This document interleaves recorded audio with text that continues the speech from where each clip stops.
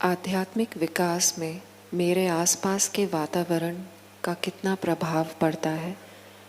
क्या ये वातावरण मुझे अपनी आध्यात्मिक यात्रा में पीछे धकेल सकता है?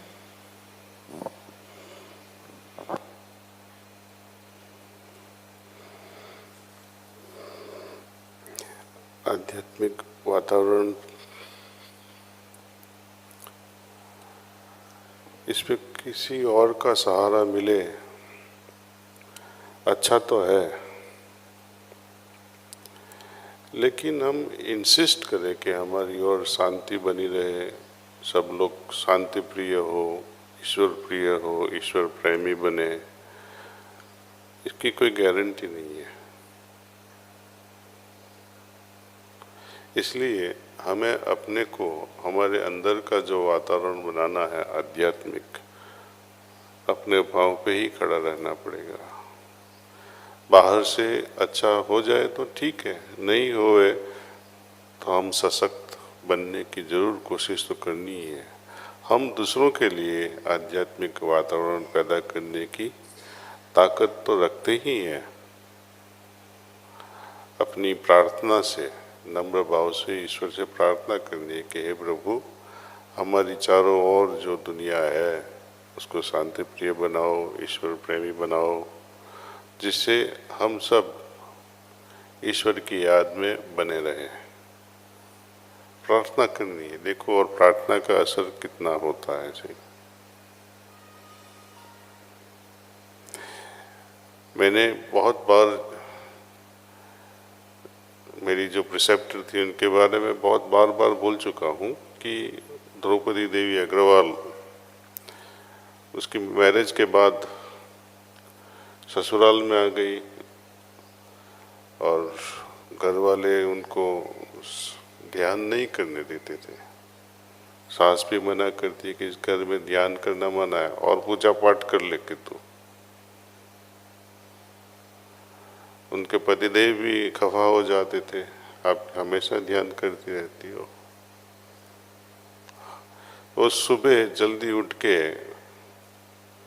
अपने बेड में ही लेटे लेटे ध्यान कर लेती थी, और शाम की जो सफाई है, सफाई की दिनचर्या हमारे सहज मार्ग में बहुत एम्फेसिस किया गया है कि ध्यान से भी ज़्यादा ये सफाई की क्रिया बहुत महत्वपूर्ण है, उसको करना ही है। तो वो टॉयलेट में चली जाती है, वहाँ बैठे बैठे खुद की सफाई कर लेती है, शारीरिक नहीं, मानसिक, जो आप सब जानते हैं।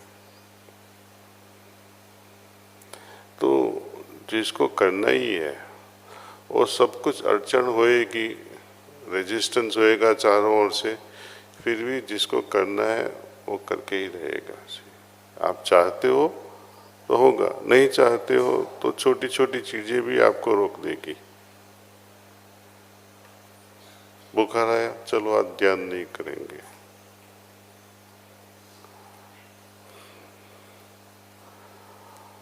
ध्यान करोगे या न करोगे, कुछ बाहरी दुनिया में जो असर पड़ता है वो अपने पे आधारित है, अपना जो भाव है, अपना एटीट्यूड। बुखार आया,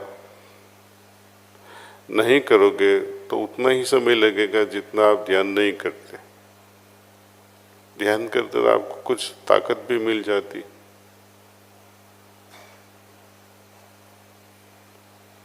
तो कोई भी अपॉर्चुनिटीज मिले उसको पकड़े रखो। ऐसा मत सोचो कि हमारे लायक अपॉर्चुनिटी मिलेगी और हम ध्यान करेंगे। उसको तपस्या नहीं कहते हैं। तपस्या मीन्स अपनी सभी हालत हमसे अलग है,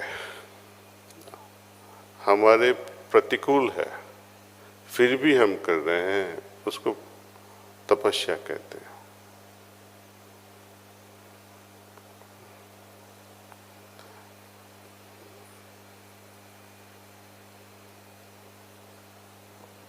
आज के दौर में प्रायः देखा जा रहा है कि युवा दंपति अधिकतर संतान नहीं चाहते हैं। वे कहते हैं कि या तो समय नहीं है या फिर इच्छा नहीं है। क्या ये उचित है और इसे कैसे समझें? आज के युवा को समझाना साइंटिफिक वे से, साइंटिफिक जितने भी रिसर्चेज हुए हैं इसके बारे में, हमने एक किताब भी लिखी है, वो उनको पढ़ाइए। वो इट्स बेस्ड ऑन, हमारे ने एक पहचान वाले लोग थे हमारे, अटलांटा से आए, उनकी लड़की मुझे मिली, बचपन से ही उनसे उनकी जान पहचान रही थी। तो मैंने बोला बिटिया शादी कब करोगी? वैसे ही बात हो रही थी, 2012 की बात है। उस समय उनकी उम्र 28 साल की थी। तो बोली अंकल मैं शादी 32 पे करूँगी। बोला ठीक है। तो ऐसे ही प्रश्न पूछ लिया, आपके घर में आपको सबसे प्रिय कौन है? तो वो बोल दी कि मेरी दादी माँ। बोला दादी माँ क्यों प्रिय है? तो बहुत अलग अलग टाइप के कारण बताए उन्होंने। तो मेरी बिटिया को पूछा, जब तेरी शादी 32-33 पे होएगी, तेरे बच्चे होएंगे, उनको दादी माँ मिलेगी या नहीं? सोच, अपने बच्चों से दादी माँ क्यों छीन लेती है? उनको जो बेनिफिट तुझे मिला वो तो नहीं मिलेगा। शायद वो जी भी लेवे तो उसको बात करने के लिए भी ताकत नहीं होगी, उसको उठाने के लिए भी ताकत नहीं रहेगी। तू गिन, अभी 28 साल की है, 32-33 साल पे शादी करेगी, 35 साल पे तेरे बच्चे होएंगे तो। और जब बच्चे बड़े होएंगे तब तेरी माँ की उम्र क्या होगी? तो गिन ले, हैरान हो गई बाद में से। बाद में क्या होता है, दूसरा एग्जाम्पल देता हूँ मैं। अगेन अटलांटा की लड़की, अभी उसकी उम्र 34-35 हो गई, शादी तो उन्होंने 32-33 पे एज प्लान कर दी। अभी इतनी कोशिश करती है, बच्चे ही नहीं होते हैं। जैसे जैसे हमारी उम्र स्पेशली लेडीज बढ़ती जाती है, उनका कंसेप्शन अपॉर्चुनिटीज बहुत कम होती जाती है। 18 से 34 तक का बेस्ट पीरियड होता है, बाद में वो डिक्लाइन होने लगता है। एक्चुअली डिक्लाइन तो 25 से ही शुरू हो जाता है।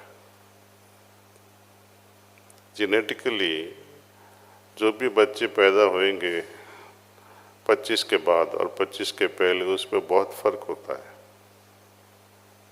आप रिसर्च करके देखो, अपने जान पहचान वाले बच्चों को देखो। और दूसरा क्या है, आप 33 साल की उम्र में बच्चे को जन्म देगी, आपका मेनोपॉज तो 45 पे होने वाला है। उसके अगल बगल आप भी उस समय हैरान रहते हो, अपना शरीर ही पहचान नहीं पाते हो कैसा हो रहा है, कभी गर्मी, कभी ठंडी, कभी हेडेक, कभी मूड खराब। और आपके जब बच्चे उस समय कितनी उम्र के होंगे? वो भी टीनेजर होंगे, उनके भी हार्मोन्स बदलते हैं, वो भी तिछड़े रहते हैं, किसी से बात भी नहीं करना चाहते, ढंग से भी बात नहीं करते हैं टीनेजर्स, क्योंकि उनको ही पता नहीं है कैसे हैंडल होना है। तो घर में टीनेजर्स के हार्मोन्स अलग बॉइलिंग और आपके खुद के, तो घर में अशांति हो जाती है। और अशांति वाले घर में डिसीजन ठीक से कोई नहीं ले पाता है, सुख छूट जाता है। और भी कई हमने कारण दिखाए हैं, अपनी बुक जो है विजडम ब्रिज, उनको पढ़ा लीजिए, नहीं तो एक एक चैप्टर बेचते रहो उसको। इतना एक चैप्टर तो पढ़ ले बेटे, पता चल जाएगा से। और बहुत कुछ स्पिरिचुअल रीजंस भी है। तो जल्द से जल्द करने में अच्छा है। मैं तो चाहता है अभी, लेकिन लॉ हो गया, 21 साल का हो गया। चाहते हैं कि 18-19 साल से ही हो जाए तो अच्छा रहता से, क्योंकि वो परफेक्ट एज है। साथ में पढ़ भी ले, ऐसे भी गर्लफ्रेंड्स तो रखते ही हैं, बॉयफ्रेंड्स रखते हैं। ऐसा समझ लो कि मैरिज में ही गर्लफ्रेंड या बॉयफ्रेंड आ गया तो बाद में इधर उधर भूखी आंखों से देखना नहीं पड़ेगा से, तो समाज में भी शांति रहेगी। Last question. बाबूजी महाराज ने 10 उसूलों में कहा है, सदैव सत्यनिष्ठ रहें, वे कष्टों को अपनी भलाई के लिए समझें। इस सिद्धांत का पालन में यदि कोई अवरोध आता है तो स्वाभाविक रूप से हृदय में क्रोध आ जाता है। अब सत्य का अनुसरण करें या क्रोध के सम्मुख नतमस्तक होकर सत्य को छोड़ दें? वो तो आप पे आधारित है, किस चीज को छोड़ना है, वो उसकी आपके साथ आपके पास पूरी स्वतंत्रता है। क्रोध करेगा तो क्या असत्य सत्य हो जाएगा। और ये मैं भी नहीं चाहता हूं कि सत्य उसका लिमिटेड अर्थ मत समझना। सत्य बोलने से किसी का नुकसान हो जाए वो अच्छा भी नहीं है। कई बार असत्य बोलने से सोसाइटी की बहुत भलाई हो जाती है, लेकिन उसका बार बार यूज नहीं करना चाहिए इसे। एक स्टोरी में बताता हूँ तो बार बार अपने सत्संग में बताई है मैंने। उत्तर प्रदेश में एक गांव था, वहाँ माँ और बेटे और उनकी बहू रहते थे, बहुत सुखी परिवार। लेकिन जब भाई दूज जाती थी तब घर में हैरानी हो जाती थी। बहू बोलती थी कि मेरे पतिदेव अब दूसरे गांव जाएंगे, बहन के पास साड़ी ले जाएंगे, जवेरात ले जाएंगे, खाना ले जाएंगे। उसको पसंद नहीं था, तो दिवाली से ही उसका झगड़ा शुरू हो जाता था। तो वो झगड़े को टालने के लिए पतिदेव ने कहा, चलो आज भाई दूज हम नहीं जाएंगे, बहन के पास नहीं जाएंगे। तो माँ भी कुछ बोली नहीं, लेकिन उस गांव में जहाँ बहन रहती थी वो परेशान हो गई, शाम तक भाई क्यों नहीं आया के, और डर लगने लगा उनको, शायद रास्ते में कुछ हो गया होगा। तो संध्या काल के बाद उसने चल दिया, चलो देखते हैं घर जाके, शायद माँ की भी तबीयत ठीक नहीं हो, कुछ गड़बड़ होएगा। तो रात को पहुंच गई अपने गांव चलते चलते आके, तो माँ घर के आगे ही आंगन में सो रही थी और उनके भाई और भाभी ऊपर थे। टेंशन तो था ही घर में। घर में आके माँ को मिली, माँ भाई क्या हो गया, तेरी तबीयत तो ठीक है? माँ बोली मेरी तबीयत बहुत बिगड़ गई है, इसलिए भाई नहीं आए, नहीं तो तेरे तो बहुत प्यार करते हैं। यदि वो सच बोल देती तो क्या होता?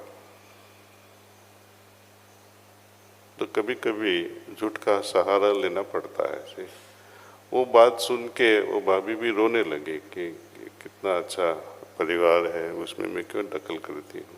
तो उससे ट्रांसफॉर्मेशन भी होने की शक्यता बढ़ जाती है। कोई भी कारण सर हम